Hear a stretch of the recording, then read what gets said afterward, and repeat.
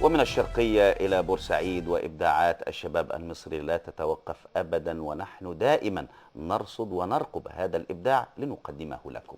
شادي برايا وأول إبداعاته من خلال هذه المجموعة القصصية سيأتي يوم تتذكر، من خلال مجموعة من القصص كانت تنشر قبل أن يخرج لنا هذا أو هذه المجموعة القصصية. بالتالي جمع بعض هذه القصص في سياق هذه المجموعة لنتعرف أكثر وأكثر، ولا سيما عندما تمسك عزيزي القارئ بالورقة الأولى في هذه المجموعة.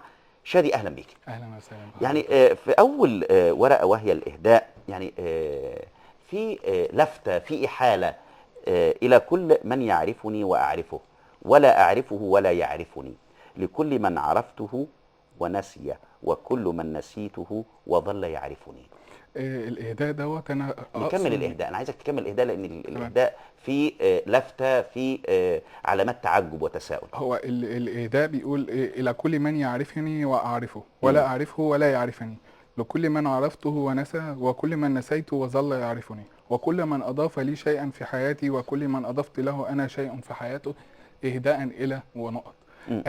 ديت خاصة بشخصيتي، لأن كان حلم حياتي إن أنا أقدر أسيب بصمة للناس بعد ما أموت، يعني إن أنا أخلد بعد الموت دي عن فكرة طريق. المبدع دايما. المبدع لا يبحث عن لا يهمه فناء الجسد، بالظبط. ولكن بقاء الذكر. بالظبط. فالذكر للإنسان عمر ثاني كما يقول بالظبط. شوقي يعني. بالظبط. فأهم حاجة لما أنا بكون بكتب شيء لازم أهديه للناس اللي أنا ما أعرفهمش. ثانيا لازم يكون ليه أثر على المردود. فقال الله تعالى: فاقصص القصص لعلهم فاقصص القصص. قصص آه. لعلهم يتفكرون. آه. فالفكرة هي أساس كتابة القصة، آه. والأثر في الناس هو أهم شيء في كتابة قصة. لذا اخترت هذا الإهداء لكي يؤثر في الناس، أن أضيف قيمة للناس. فعشان كده ذكرت لذلك أنت أنا. برضو في برجاء كتابة إهداء إلى، اسمك وعملت نقط. بالظبط، هي دي برجاء فكرة. كتابة اسمك هنا. وطبعا انت كل اللي هيقرا هيكتب اسمه، لو ان هيكتب. صفحه خلينا نكتبها لمجرد اني لأن الكتاب ايهام سيأتي بالقراءه. يوما تتذكر، م- م. فأتمنى أن أذكر لدى القراء. ال- وهي فكرة الصديق حسين محمد حسين، م. عشان كده عملت له شكر خاص على الفكرة دي، هي مش فكرتي. الغلاف، ويمكن لما نتعرف على او نشوف الغلاف، الغلاف دال، ومن خلال العلاقه بين البحر وبين العجوز. يعني مش بالظبط. هنقول العجوز والبحر، لا، هنقول العلاقه بين العجوز والبحر في هذا الغلاف. بالظبط.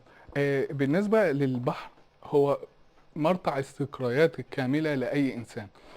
فطوال حياة الإنسان، سواء بيذهب في رحلات للبحر أو عايش مثلا زي مدينة بورسعيد، فاحنا نحدنا في بحيرة المنزلة، في البحر المتوسط، في قناة، فبورسعيد كلها بحور.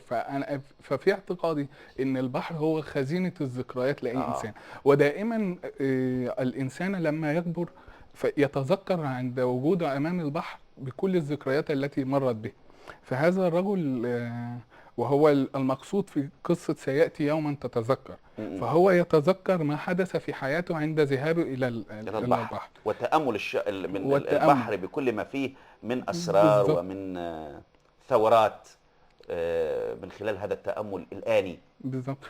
خصوصا ان البحر دايما الشيء اللي بيخلي الجسد يلتمس مع اجساد اخرى.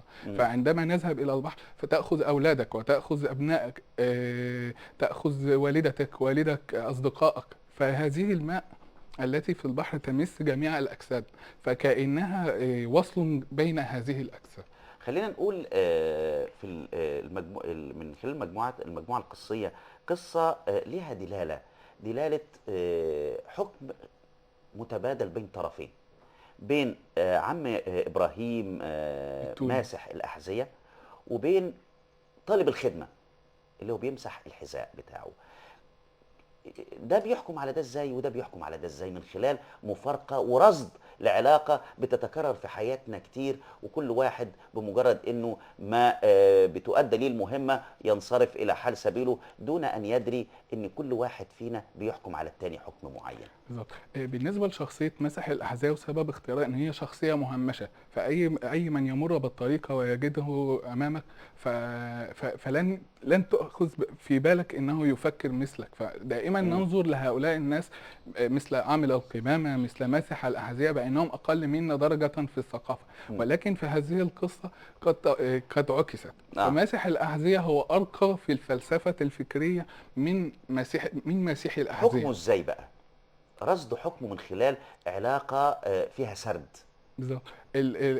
في ماسح الأحذية عندما يأتيه الناس يرى هؤلاء الناس على هيئة الحذاء الذي هو مهنته، مم. فيرى الناس كما الحذاء في الخارج يكون نظيفا، من الممكن أن يكون في الداخل متسخ مم. كبعض الناس.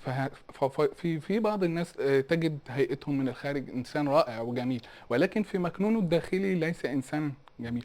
وأيضا يمر عليه ناس آخرون تجدهم الأحذية التي يرتدونها ليست نظيفة، ولكن بالداخل كأنها ماء طهور في قدمه، فتجد انه شخص جدير بالاحترام. فعند رصد ماسح الأحذية فقابل شخص هو المفروض ساكن في هو منطقة. عم ابراهيم اصلا شخصيه حقيقيه انت قابلتها انت. احيانا بتبنى الفرديه السرديه او السرد عندنا على فرضيه موجوده في حياتنا. أنا استشفيت هذه القصة م. عندما كنت في المسجد يدعى مسجد الشاطئ في رمضان السابق. القصة انتهيت منها في شهر 10 السابق، وتأجل الطبع. كانت المفروض تنزل في معرض الكتاب في 2011 ولكن تأجلت بسبب أحداث الثورة. م. هذا الشخص عندما خرجت من المسجد وجدت شخص جالسا وهو ماسح الأحذية، فتبلورت الفكرة وحيا لي، م. ولكنه ليس فرضية حقيقية. الهاما. نعم، تبلورت الفكره الهاما. إلهاما. خلينا نقول نرجع ل فكره انك تنشر مجموعه قصصيه. طبعا في ارهاصات، في تمهيد، لان اتخاذ قرار النشر طبعا يعني ليه ملابساته، ليه مقدماته. خلينا نقول مارست الكتابه قبل النشر. بالظبط. هي تجربة الكتابة بالنسبة لي تجربة غريبة، يعني ربما تختلف عن كثير من الكتاب، فلم يكن لي نية أساسا أن أنا أصبح كاتبا، ولكن كنت وأنا صغير أبحث عن حلم أحققه. فدائما الأطفال يجدوا أحلامهم في آبائهم، ربما ابن الطبيب يريد أن يكون طبيبا، ابن الضابط يريد أن يكون ضابطا، هكذا. فعندما كبرت تغير الحلم. وانا صغير كنت نفسي ابقى دكتور، بعد ما بقيت في الاعداديه عايز ابقى تغير مهندس. البوصله اتغيرت. وبعد التخرج انا خلصت كليه تجاره، ولكن لم تشبع رغبتي الداخليه في اخراج ما اريد لاخلد ذكراي، لان هذا هو الغرض. فوجدت بالصدفه ان انا كتبت، كان في بطوله اللي هي يورو 2004، فكتبت مقاله عن اليونان. كانت فرقه ضعيفه جدا، ومش الفرقه اللي هي تكسب كل ده، ولكن هي كسبت. فحللت ان هي مكسبها ازاي. حللت ازاي بقى؟ حللت ازاي او ايه اللي رصدته، ايه اللي لمحته؟ لاني دايما بنقول المبدع يرى ما لا يراه الاخرون. بالظبط. بالنسبه لفرقه اليونان وقتها كانت فرقه ليست من لاعبين مشهورين ولا حد منهم مشهور خالص، ولكن التكاتل الاجتماعي اللي هم الارتباط، التكاتف اللي بينهم كان قوي جدا، فلعبوا بطريقه جماعيه. ثانيا عندهم اصرار وعندهم اهداف. فحللت فوز اليونان في مقاله ورفعتها على موقع في الجول، وبالصدفه وجدت فيها ان الناس يعني بالظبط. فقلت اخوض التجربه، يعني اجرب تاني. فكتبت مقاله تانية كان اسمها طيور جارحه، وبعد كده مقاله ثالثه بين نارين، وبعتهم لمجله كلمتنا. كنت بتبعت بالميل كلمتنا. يعني ببعت للميل كقارئ. كلمتنا مجله شبابيه تعنى كثيرا بكل كتابات الشباب. كل القائمين عليها شباب في شباب، وعندنا مجلات كتيره، منها احنا، منها كلمتنا. بالظبط. وبعت لهم المقالات ديت وردوا عليها، فوجئت ان هم نشروها. وبعد كده اتوجهت للاهرام. رد الفعل عندك كنت سعيد جدا طبعا. يعني حسيت ان انت بدات تجد الحلم الذي تبحث عنه. فبعت بعد كده للاهرام. أنا لم اتصور ابدا ان الاهرام ينشر لي، دي المحطه الثانيه فارقه بقى بعد كده. طبعا نشرت بس في بريد الاهرام، يعني مش عمود او حاجه، فكنت ببعت مدخل، ونشروا لي ده مدخل بالظبط. انك تكتب تنشر مدخل. فشعرت ان انا لا ممكن ابقى كاتب. اه. بعد كده دخلت رحت بقى نشرت بعد كده، بعت مقالة كان اسمها من ألوان الحياة، مهم. وهي عبارة عن إسقاط من الألوان على يعني على مثلا الإدراك لها لون، الحب اللون رمزت بيه للون الأحمر، لأن الإنسان لا يستطيع أن يعيش بدون حب، فكما الدم يسير في الجسد ولا يستطيع الجسد أن يعيش بدون دم، فهكذا روح لا يمكن أن تعيش بدون حب. وفازت المقالة ديت بجائزة شباب المبدعين في 2007 تبع وزارة الشباب والرياضة. يعني على فكره الالوان، بيسالوا عبد الله البردوني الشاعر اليمني الراحل الكبير، بيقولوا له متى اصبحت شاعرا؟ فقال لهم حينما سمعت للالوان اصواتا ورأيت للأصوات ألوانا. يعني شايف العلاقة اللي والبلاغ. بيكتشفها المبدع، لأن المبدع والشاعر الموسيقي يسمع لكل هذا الكون، يسمع موسيقى في هذا الكون تسكنه فتنعكس فيه عاطفة، في مشاعر، في إبداع موسيقي رائع، لأنه بالظبط. عنده أجهزة مختلفة. بالظبط. بعد كده كملت، فكان في الأستاذة إيمان محمود وهي صحفية كانت في مجلة بحلقة على النت، فنشرت مقالاتي ليها وبالفعل لقيتها نشرتها في باب اسمه قراء يكتبون.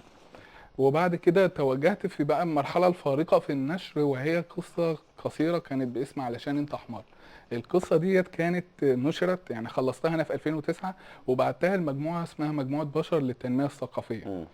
مجموعة بشر اتفقت مع دار داون ان هم كانوا هيعملوا مهرجان نشر جماعي في مصر لجميع القصص اللي بتتبعت، واتبعتت القصص وفوجئت بفوز القصة بتاعتي. وكان اللي اسعدني جدا الناقدة هويدا صالح، ان هي كانت هي المشرفة على اختيار القصص وده دي. ورأيها هنا مهم. بالظبط. يعني وده ده شيء. ما احنا بنقول دايما في بداية حياتنا ان احنا يعني محتاجين حد يدينا إجازة، او نعرف ان في إشارة للمرور الى الامام خطوة او خطوتين. بالظبط. القصة ديت أنا رمزت ليها، يعني كانت عن الثورة، ولكن الوقت اللي فات كان صعب جدا إن الواحد يبقى شيء مباشر، فعملتها بشيء رمزي، إن في حمار صغير وحمار كبير، وفي راجل كان اللي هو بائع روبابيكيا وبينقل بينقل البضائع بالعربيات العربة اللي عنده الخشبية دي. فالحمار الكبير عانى من سيطرة هذا الرجل، وكان اسمه أبو إسماعيل. الحمار في ذاته كائن طيب جدا، بيسمع الكلام ما بيقولش لا ابدا، يمين يمين شمال شمال، لو بيحفظ طريقه كمان. وبيحفظ طريقه. اه. ورغم ذلك يهان، فعندما تهين شخصا تقول له انت حمار مثلا. م- فقلت يعني ازاي الواحد يفضل يبقى الانسان الطيب؟ هل يحصل فيه كده؟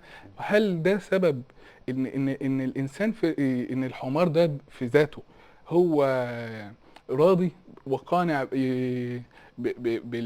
بالضغط عليه والامور اللي هي ايه اللي عايز اقصدها، ان هو بس احنا عايزين بس احنا مم. عايزين نفرق ما بين القانع والخانع. مم. ده ان ترضى بنصيبك قانع، بالظبط. ولكن ان ترضى بالذل فهذا هو خانع. الخنوع. يعني خلينا نفرق ما بين الكلمات والدلالات بتاعتها، لان الانسان مهما كان هو كائن يفكر، كائن يشك، كائن يبكي، كائن يضحك، في كل ما يفرق ما بينه وبين اي مخلوق تاني على وجه الارض. بالظبط. هو يعني كان قانع في الاول لغايه اما جاله الحمار الشاب الصغير. اول لما اتضرب من ابو اسماعيل حس بألم، قال له انت ازاي استحملت 20 سنة من الألم ده؟ فوجدوا ان هو خلاص بسبب كثرة الخنوع اصبح قانع باللي هو فيه. ما هو قالها المتنبي، ومن يهن يسهل الهوان عليه ما لجرح بميت إيلامه. يعني خلينا نقول نرجع في نقطة تاني، وهي الفرمة او او بورسعيد. يعني بورسعيد حاضرة في المجموعة في القصة. القصصية. بالظبط. انا طبعا على اساس مدينتي وهي اول يعني اللي انا عايش فيها والكلام ده، حبيت ان هي تبقى اول تجربة ليا لازم تبقى فيها بورسعيد. ثانيا بورسعيد مدينة يعني فيها كمية من التعايش رهيبة، فتجد فت... ف...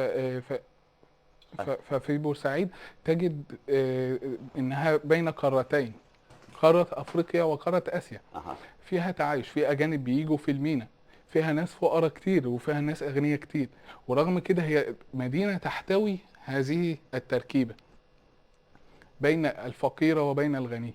بين فتجد صنوف الناس كلها في مدينة لا، بورسعيد. ومدن نضاليه، يعني ومدن مدينه نضالية. نضاليه، يعني خلينا نقول ان في الجنوم الوراثي، في السويس، في بورسعيد، في الاسماعيليه، مدن عانت وحاربت وقدمت. طبعا قدمت كتير جدا جدا، ويكفي أن نضحي بأرواحنا من أجل ناس آخرون.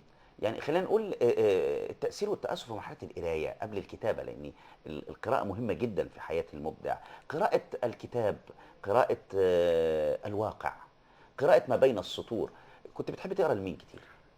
يعني أنا أكثر شخص أحب أقرأ له كان ابن القيم، وهناك من أقرأه له، وأقرأ الكاتب البرازيلي برضو باولو كويلو. ويلو بالظبط. ولكن هناك خبرة أنت تستمدها من، تأثرت بالواقعية السحرية.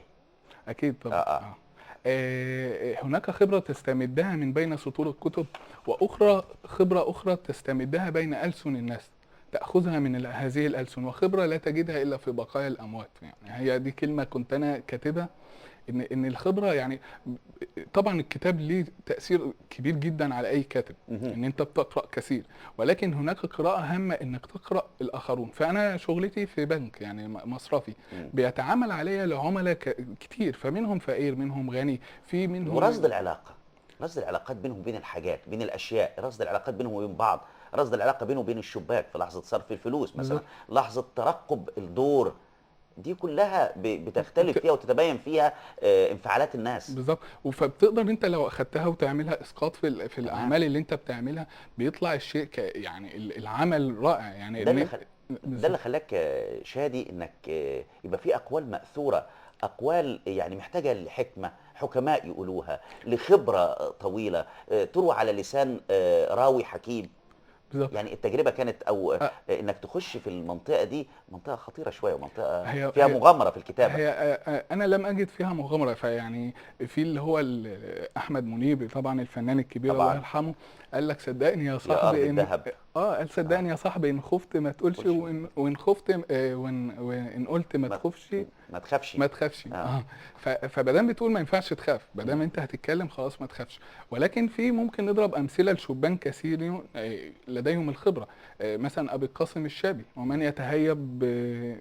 ومن يتهيب صعود الجبال يعش يعش أبد ابد الدهر الدهر بين بين الحفر، الحفر. بالظبط. وهو صاحب إذا الشعب يوما أراد اراد الحياة الحياه. فلا بد بالظبط. أن يستجيب القدر، وتخيل من بيت ولا بد شعر. لليل أن ينجلي، ولا بد للقيد أن ينكسر. ومن بيت شعر يعني شوف، كانت شعار في قامت الثوره في الثورة من التونسيه. بين آه. فمن كلمة شاب قام العجزان، وقام الشباب، وقامت الدنيا كلها من كلمة شاب.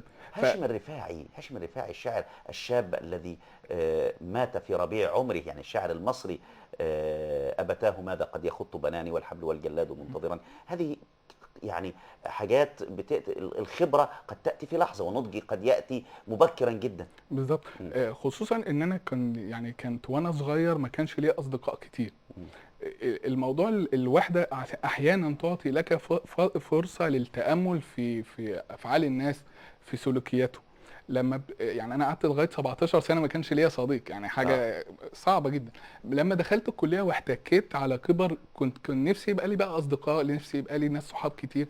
يعني يعني كنت استبدلت، استعوضت بقى بالظبط. الفترة اللي فاتت بصداقات مختلفة، بصداقات صداقة في مختلفة، الكتابة. صداقة في اللي هي يعني في صداقة في الكتابة، وفي أصدقاء ليهم مردودات في كتاباتي، م- يعني أفعالهم هي اللي بتخليني أكتبها. فلما أنت تكون مثلا قعدت في وحدة كتير والكلام ده، لما تخرج بتتمسك بأي اه شخص تجده، م. فبتحاول إن أنت تقدر تفهمه كله. فأنا عن نفسي أنا بحب أقعد مع جميع الصنوف لذلك يقول البشر. لك على قدر الكبت يكون الانفجار، بالظبط. وعلى قدر الفعل يكون رد الفعل. خلينا نقول عجائب الدنيا السبع، ولكن شادي عنده عجائب الإنسان السبع. بالظبط. عجائب الكلمة العجيبة والتي ليس لها مثيل. فأنا أرى في خلق الإنسان شيئا ليس له مثيل، وإلا لماذا جعل الله الملائكة تسجد لآدم؟ م- م. فالإنسان في حد ذاته هو كائن، أعظم كائن على وجه الأرض.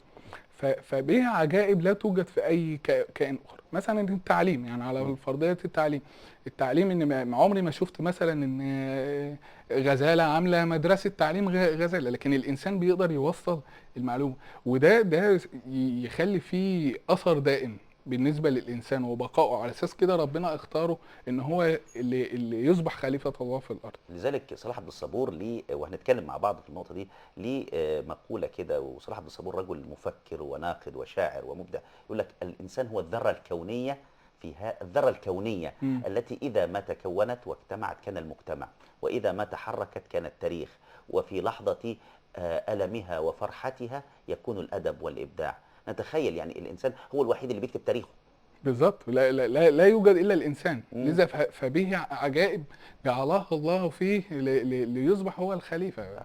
يعني خلينا نقول انت قلت التعليم، عندنا الابداع. عندنا الابداع طبعا. الانسان بطبيعته كائن مبدع، مم. ولكن ما يحزنني ان اجد انسان مبدع ولا يعرف موهبته.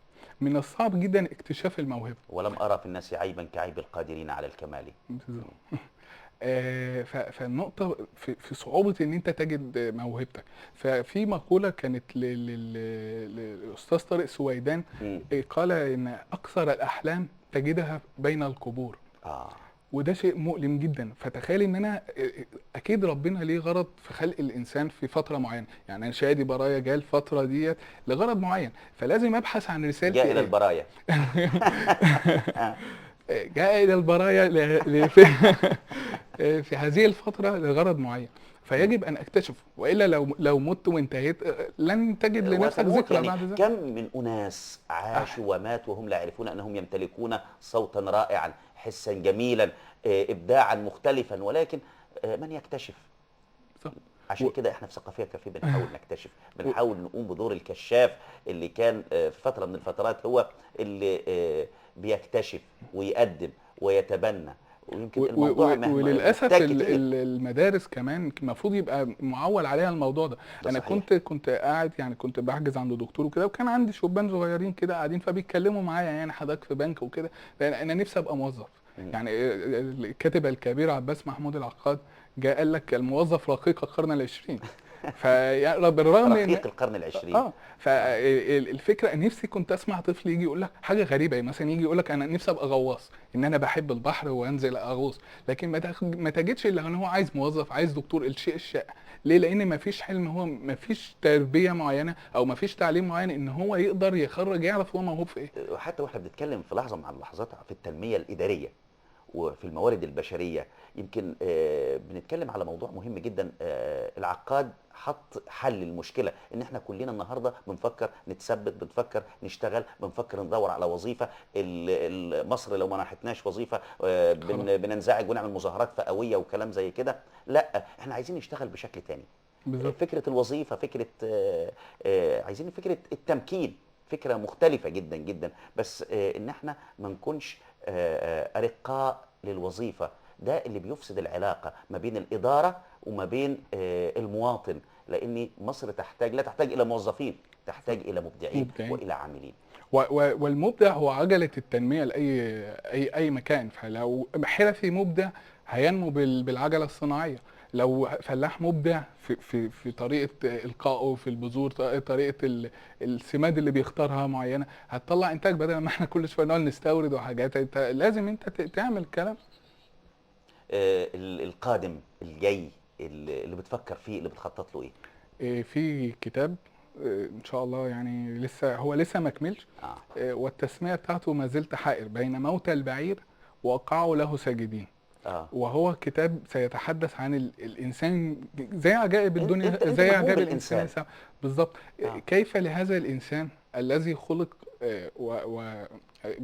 جعل الله الملائكه تسجد له يموت موت البعير. فخالد بن الوليد طبعا قائد كبير قال اثناء وفاته: هكذا اموت فلا نامت اعين الجبناء. بالظبط. وها انا اموت على فراشي حتف انفي كما يموت البعير. فلا نامت اعين الجبناء. فلا نامت اعين الجبناء. فموت البعير اللي هو الجمل. فتخيل اما انا دخلت عملت سيرش على الموضوع ده، لقيت ان الجمل يعني المقصود بيها ان هو يموت كما تخرج انفاسه، يعني اللي هو الموت الطبيعي. فكيف لانسان ان هو يعني هو شبه الانسان اللي بيموت موت طبيعي ده كبعيد. فضروره ان الانسان لازم يبحث عن احلامه، ضروره ان الانسان يجاهد ويحارب من اجل تحقيق هذه الاحلام. ونحن قوم لا توسط بيننا، هكذا يقول أبو فراس الحمداني، ونحن قوم لا توسط بيننا، لنا الصدر في العالمين أو القبر. دائما الإنسان لابد وأن يبحث، ويمكن جزء من عجائب الدنيا السبعة اللي بيتكلم عنها عجائب الانسان السبع. شادي، اللي هي عجائب الإنسان، الانسان السبع. الإنسان السبع، اللي هي الطموح. كيف يكون للإنسان طموح؟ الإنسان هو الكائن الوحيد الذي يمتلك طموح في هذا العالم، ويمتلك ويمتلك ويمتلك. ولكن كما يقول سقراط: إن أساتذة الذين يسكنون القرية والمدينة هم أولئك البشر، لا الشجر ولا الريف. أشكرك وأتمنى لك توفيق، ونرى معك إبداعا جديدا. ان شاء الله. أعزائي المشاهدين، زميلي ريهام منيب تأتيكم بعد قليل فقرة أخرى في هذه الحلقة.